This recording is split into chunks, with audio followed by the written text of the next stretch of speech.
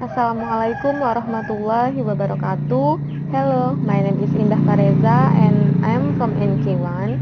I'm going to explain an example of research-based article.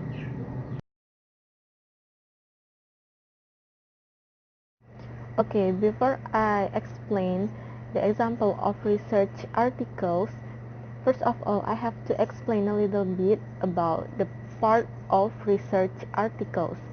Research articles contain several standard parts, and it is necessary to understand the distinctive elements in order to accurately evaluate the research being presented.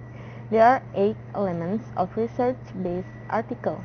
First is title and author information.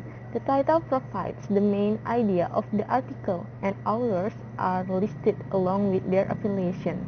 Second one is abstract. Abstract is a paragraph that summarizes the article. 3 is introduction. Introduction provides background, states the purpose of the research, and may discuss previous research leading up to the study.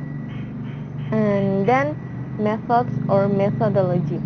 Methods describes how the research was conducted with details about the study samples and procedure. 5. Results or findings. Results is a summary of a findings presented in text or table format. And then discussion.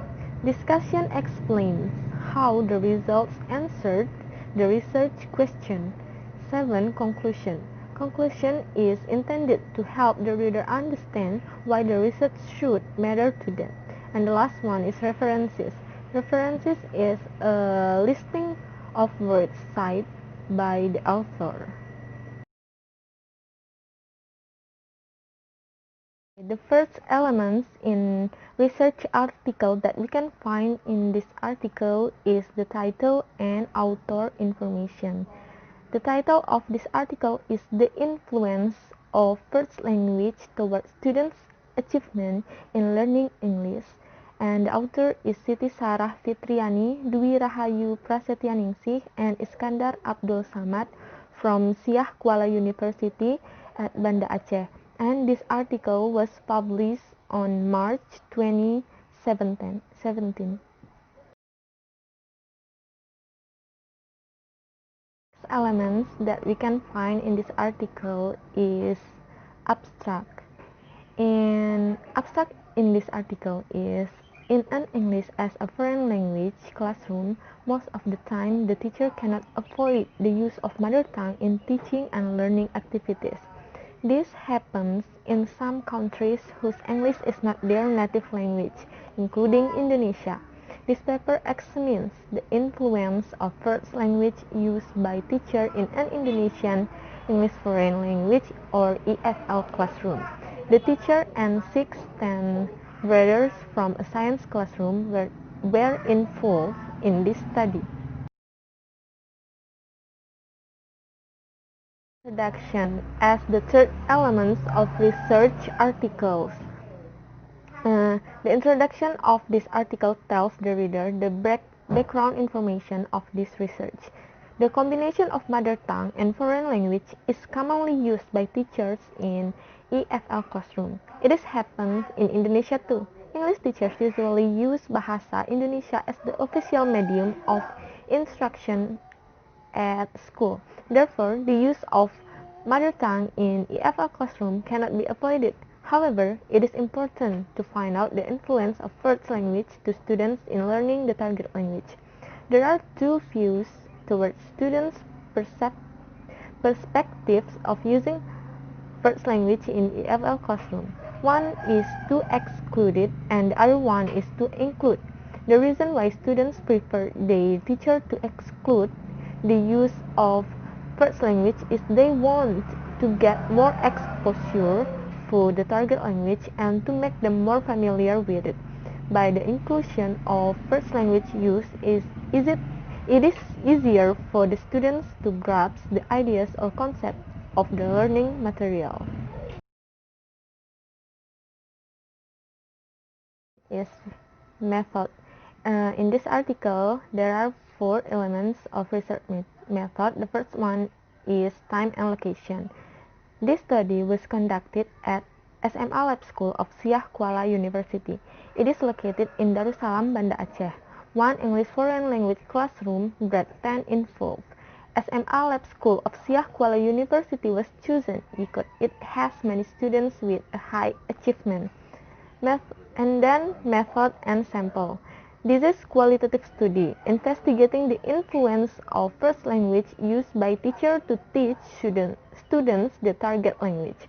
An English teacher who teaches at the 10th graders and 6 students from 10 IPA 1 of SMA Lab School Siah Kuala University was involved in this study. The selection of grade 10 as the subjects of this research was due to the reason that it is the transition grade from junior high school to the higher level.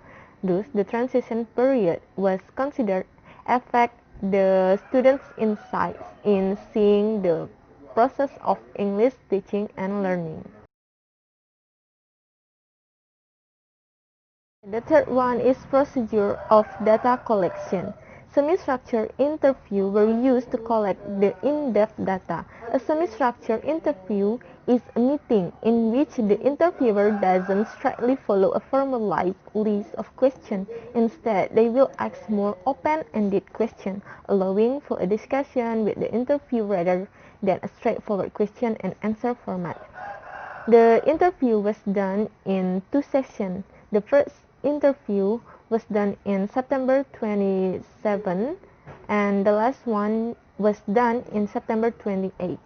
And the last elements of research method is data analysis.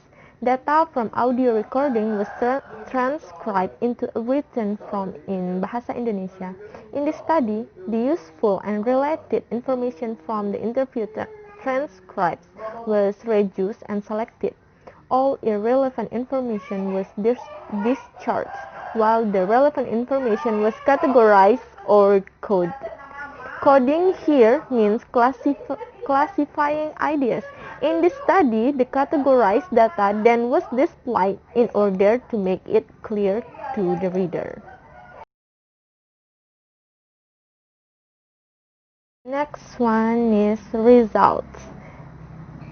The use of first language during the teaching and learning process influences students in learning the target language. Different students have different perspectives about the use of L1 or first language in the process of teaching and learning. Most of students agreed to use Bahasa Indonesia in their ESL classroom. According to their views, the choice to include Bahasa Indonesia into the process of teaching and learning English was positively affected them in learning the target language. Some conditions become considerations for including Bahasa Indonesia into the class of English as a foreign language. These are the goal of teaching, students' achievement, and level of schools. According to the teacher, Indonesian language might be used during the process of English teaching and learning. The use of Indonesian language in the classroom had positive influences such as to strengthen the message the teacher conveyed. This study sees the Bahasa Indonesia is required to include into the process of English teaching and learning. Most students argue that Bahasa Indonesia helped them to comprehend teaching material. Okay, the next elements of a research article is discussion. The use of Bahasa Indonesia as first language in teaching and learning English cannot be excluded. The teacher considers that the use of Bahasa as the way to strengthen the students' comprehension. Most of the students agreed to the use of first language in the EFL classroom. The students who are included into high achievement learners tolerated the use of Bahasa in their English classroom. Those who are middle achievement learners prefer to have full English teaching and learning, and low motivation in learning English in both Bahasa and English than in full English because it confuses them.